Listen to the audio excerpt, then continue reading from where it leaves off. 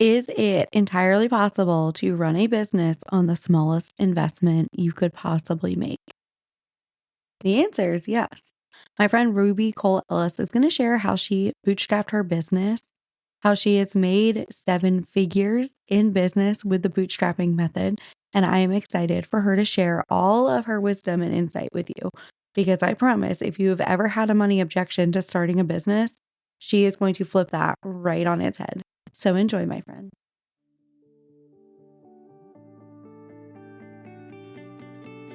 Hey friend, welcome to Milk and Honey with Lemon. The Bible says in Numbers 14:8, and if the Lord is pleased with us, he will bring us safely into that land and give it to us. It is a rich land flowing with milk and honey. On this podcast, we talk about stepping into that overflow that God has for us by becoming those ultimate Proverbs 31 women. Hey, I'm Lemon. I am just like you, sister friend. I knew God had something more in store for me, but I couldn't see a way out of the laundry piles. And frankly, I resented that Proverbs 31 woman. How was I going to live up to the hype? That is until I found out how to really step into becoming this Proverbs 31 woman through leadership development.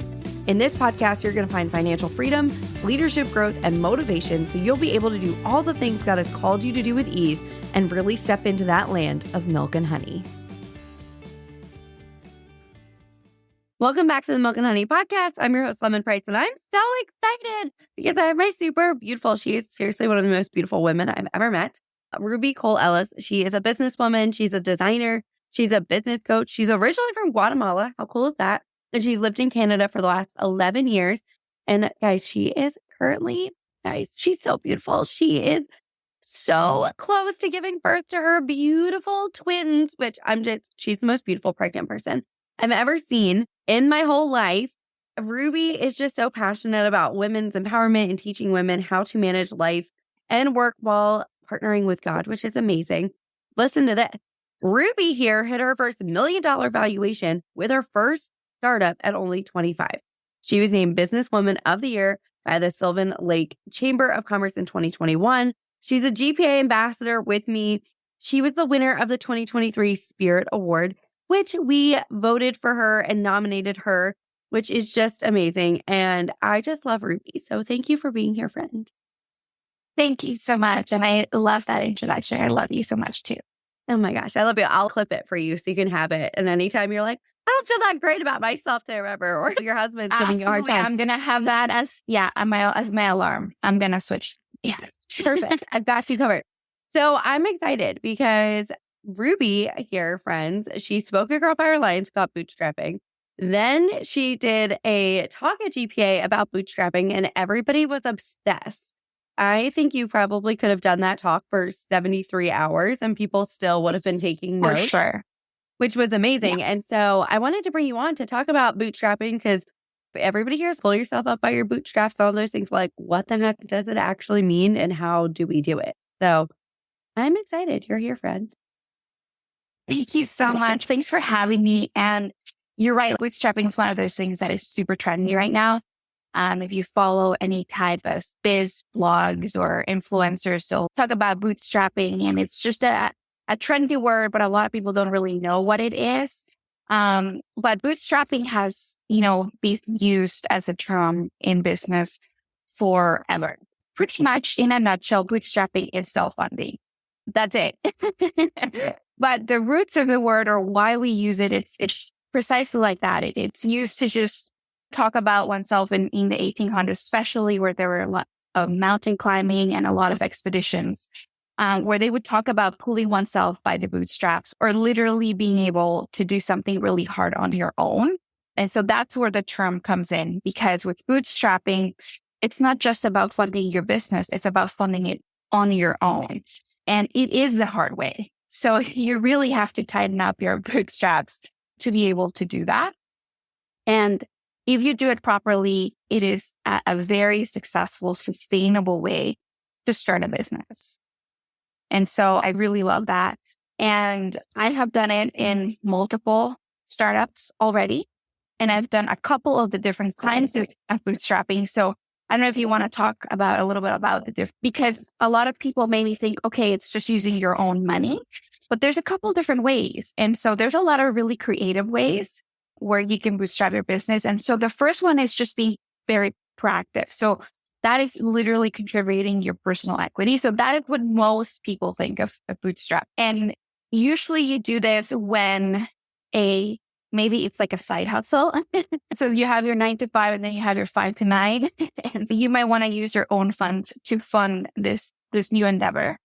And with my GPA business, since you mentioned we're both ambassadors, I use this strategy myself for funding my GPA business, which I think can probably be a whole different episode as well.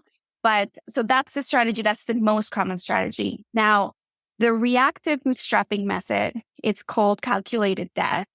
So what you do is same thing. You still use your own funds. So whether it's savings, maybe you have a credit card or a line of credit, and you pretty much invest what you need to, for example, $5,000, $10,000.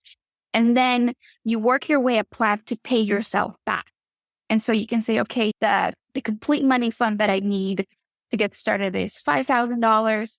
And so I'm going to go ahead and then calculate how much I would need to put back into that money fund to be able to pay myself back. And that's really good as well, as long as it is calculated. And that's why I want to emphasize the word calculated debt.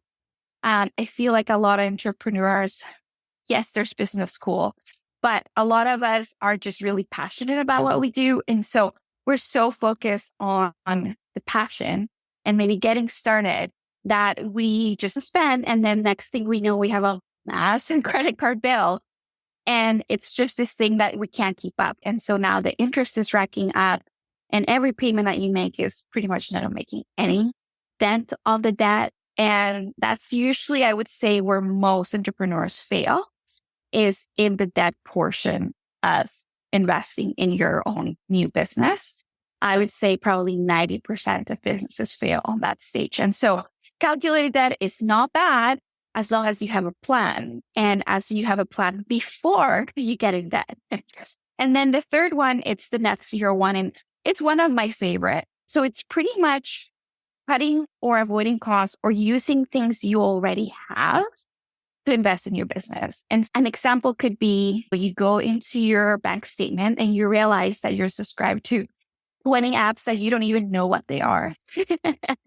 And so you tallying them all up and say they, add up to $200. And so what you do is you say, you know what, I've been able to manage with those expenses. So instead of not just canceling the subscriptions, I'm going to cancel them, but now that money is going to go into my business. So it's an expense that you already had, but now you're redirecting it. Another way is also selling things. We all have clothes, electronics, things that don't work that you can sell. And then that money you use and reinvest. And I love that because I call it the hidden treasures method. We all have stuff somewhere that is worth something. And sometimes we forget that money is energy. And it's just stale energy sitting somewhere collecting dust, whether it's designer clothes, whether it's electronics, whether it's antiques, whatever it is, we can use that. And I think that puts you in a really good state of being grateful because it's stuff you already have. And so I would say that is one of my favorite methods for small investing. So if you have a business opportunity that the entry is very small, I always say, if you don't have the funds, I bet you there's some hidden treasures in that garage that can get you kickstarted. So those are the 3 methods. In a nutshell, that is what bootstrapping is. I love this because I definitely thought it was only the first type of bootstrapping, right? So I'd never thought of the other ones at all. But I love how I was thinking about this while you were talking. If you ever watch Shark Tank, they always ask how much of their own money they've put in versus investors. They want to know that you have skin in the game too, which I always think is a little interesting. I never thought about this until you started speaking. Like, it's important for other people to see that you have some equity and put your own money into it. Has that been your experience when you talk to people, or how does it change your perception too? I guess it's when you think about your business and you're like, I put X amount of dollars in any of those methods. I feel like that totally shifts. So I'm going to speak as my business coaching perspective. the people who have put even a small amount as investing in their business have such a higher chance of success versus the ones who never put a dime on it. And that is because they do have that skin in the game. I also think that it tackles into, let's think about it. You have the boots, and then you're tightening them up, and you're doing literally the hard way method, which I also think is very gratifying, right? There is something about you doing it maybe the slower way, the more sustainable way, the more calculated way.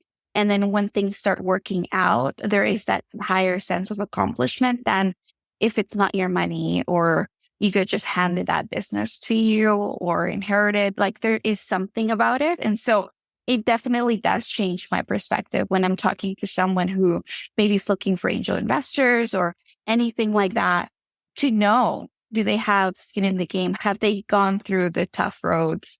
And because then they're passionate about it, they're not going to probably quit. Ooh, I love that you said that. And I love that you brought up angel investors and things like that, because I would love to know, because you could go an investor route. Like, you could just go straight to investors.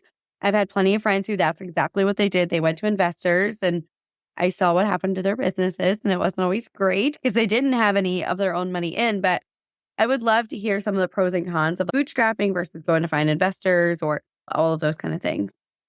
For sure. The cons of bootstrapping, I think, number one is it requires extreme discipline. If you are not a disciplined person, bootstrapping is not for you. It requires like all the strength in the world to not pull that money out, or to have patience, to be creative. And you really need to have that discipline. And so if you struggle with discipline, I would say you might need to want to have some type of partner that is going to manage the discipline financial side, because bootstrapping can be very exciting and people do it for a month or two and then they quit because it's the harder way. Number two, the delayed gratification. It is a slower process. You literally are having a seed, and then you plant it, and then you get an apple and you sell it, and then you plant it, right? It's the slower method of building a business. It's sustainable, and the roots and foundations are so strong, and it's likely to really withstand probably what other businesses don't, that just came out of like nowhere. But you have to also have that patience. If you don't have discipline and patience, you're a very impatient person, this might not be the right method for you. And of course, there's always no guarantee for success. But I would say that if you do it the right way, and if you are able to withstand this first year of bootstrapping your business, I would say you're already ahead of the game. Like, your odds have improved. That odd that they talk about, fives, in like most businesses don't make it past the first 5 years. I would say if you bootstrap the first year, you're definitely going to make it past the first 5 years. I very confidently can say that. Now, there's a lot of pros. The first one is it's very little to no investing. If you go to the net zero business, I had a client of mine who started her whole business because she had $20,000 worth of stuff in her farm to sell. And she just was, I never have time. And she fully just did that. Right. And with her, it was literally stale, like I say, like stale energy just sitting in there, which she had just been struggling so hard going back to bank to bank, trying to get $20,000, and had very little credit, all these things that were not in her favor. It was a very risky business. So Bootstrap it made it happen. It is a safe way to get your return on your investment. If you bootstrap, you're going to be very likely net zero, like sum zero, very quickly. Like, you're probably going to get back what you put very quickly. I would say even in a couple of months. And so at that point, if it fails, you have that sense of at least you haven't lost money, which I think is a huge pro. It's very easy to replicate. So if you're in a business where you have change, this is huge, right? So whether you're in affiliate marketing, network marketing, if you want to bootstrap your business, it's very easy to teach others how to teach it to other people. It's not going to be as easy to know how to teach people how to manage very complicated cash flows or how to do like banking applications. Whereas it's a very simple concept that can be duplicatable. And I also think it has very strong foundations for the future. And so you can use it for any business. Like you can use it for a brick and mortar. You can use it for network marketing, which I have. You can use it for affiliate marketing. You can use it for many kinds of businesses. I myself have also had angel investors, and I can tell you the only business that had failed so far was the one that had investors. And I'm not saying investors are bad. I'm just saying you really lose control.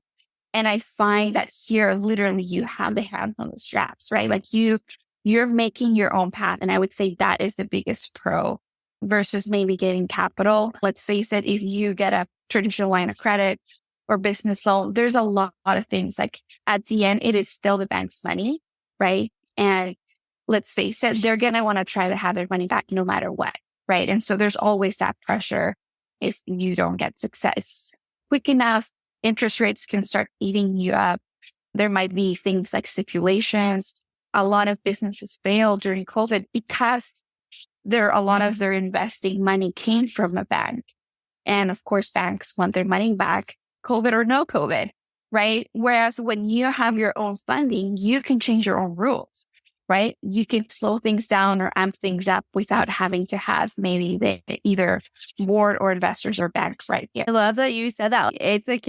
There's control, right? And I always see that when people are on Shark Tank too. I feel like I watch too much Shark Tank, but they're always saying, I love it. When they're talking about like giving up equity or whatever, they always say they don't want to give up that much control, which I always think is such an interesting, because I've never had investors or any of those things, and I've never had a need to.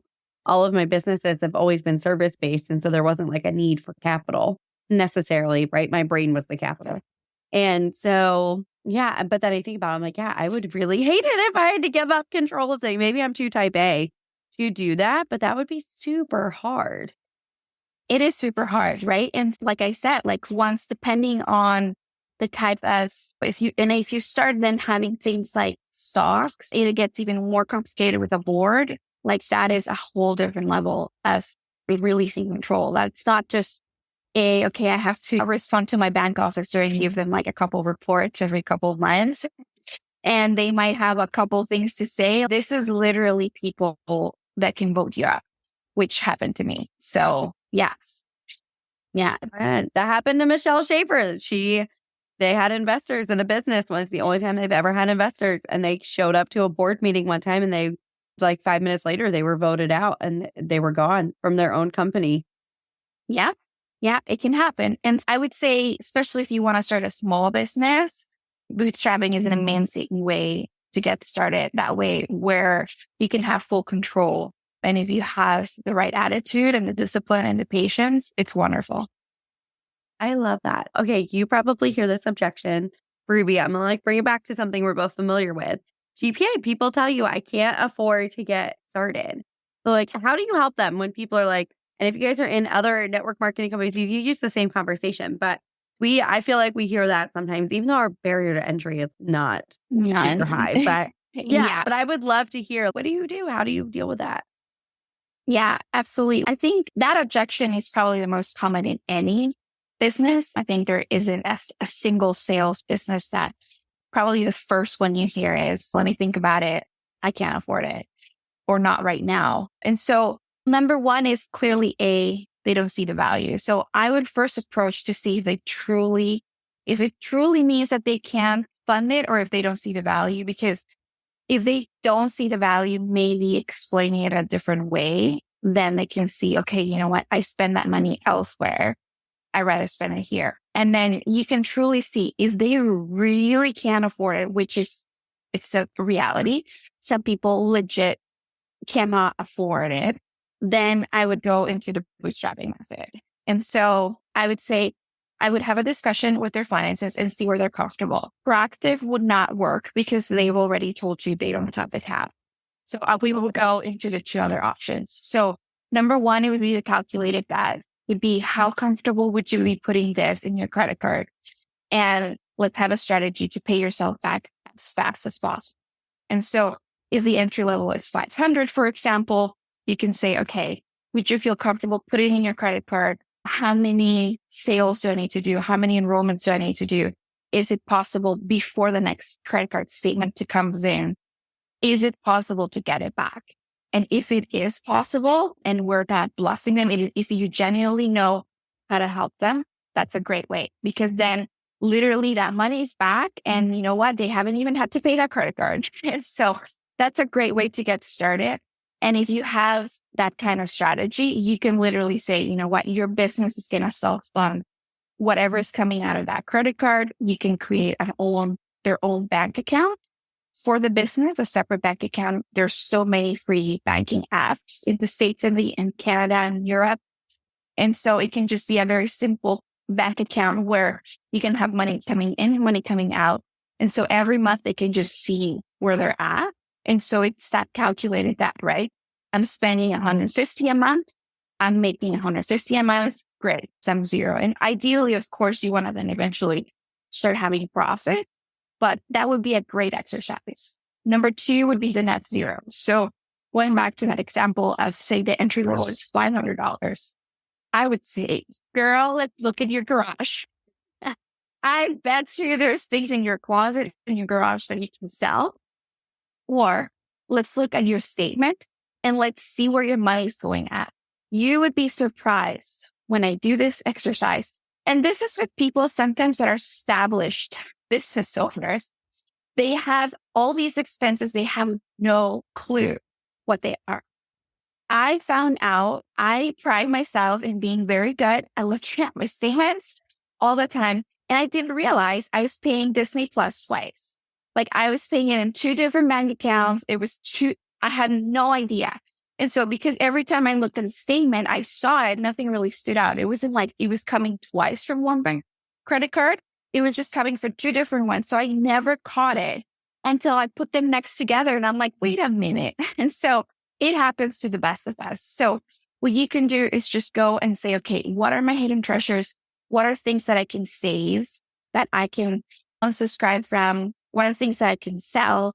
And then use that money for that first additional investment. And then go back to step number 2. How can I then make it sustainable for next, right? So most businesses have maybe a little bit of a bigger investment at the beginning and usually a slower monthly overhead or membership or subscription or something that you have to like minimum PVs or things like that. And so you can just say, okay, how much would I need to make every month, or how many team members, recruits I would need to have every month, so that moving forward, I don't have to start selling, the cat to afford the business, right? You just do it from the very beginning. But those are my 2 favorite ways for managing that objection. If people really see the value and you give them these 2 options, it's virtually impossible to then go back and say, oh, I still can't afford it. Like it's very rare that would happen. And so then you would have to go back maybe then they still don't see the value, right? Because at this point we have seen where we could get $500 and they still are not sure. Then clearly it's not the money. It's still they are not sure about the business. So yeah. Ooh, Ruby, I love this. Okay, we could be here. Like I said, we could talk about this for hours, but you have something exciting coming up in GPA, don't you? You want to talk about it? Yeah, it's taking its life of its own. I've always been passionate about bootstrapping. And like Lemon said, I spoke at Activate conference last year. Funny to say last year. I feel like it was like 2 months ago. And I spoke about bootstrapping. And so I did an expert coaching call at World Power Alliance. And these are member monthly calls. And after realizing that I gave so much information, it was like drinking water from a fire hose. I knew it was a lot. It was always intended to be a course. And so I will be creating a course on bootstrapping with pretty much like a detailed, just overview of how you can do it, examples, apps, lessons learned, all these things. And so my hope is that it can be late spring, beginning of summer. It's going to be part of our amazing library of courses that we have at World Power Alliance. So I'm really excited about that. I'm really excited about it. Like I learn something new every single time I talk to you, Ruby. You are just so smart and full of so much good information. So Ruby friend, where can everybody go to connect with you? Thank you. So you can find me pretty much in all platforms at Ruby Cole Ellis, Instagram, Facebook, TikTok, and you can connect with me or you can connect through Lemon as well. We're really good friends. So we would be happy to support and help you with any questions that you have moving forward. Oh my gosh. Ruby, you're literal. I just love you. This was so good. This was so good. Thank you just so much for being here and just sharing and pouring out. I literally took like notes while you were talking. And I'll take notes while I'm editing, and I'll take notes while I listen to it again when the episode drops, because it's just always so good. So just thank you for being here, Ruby friend.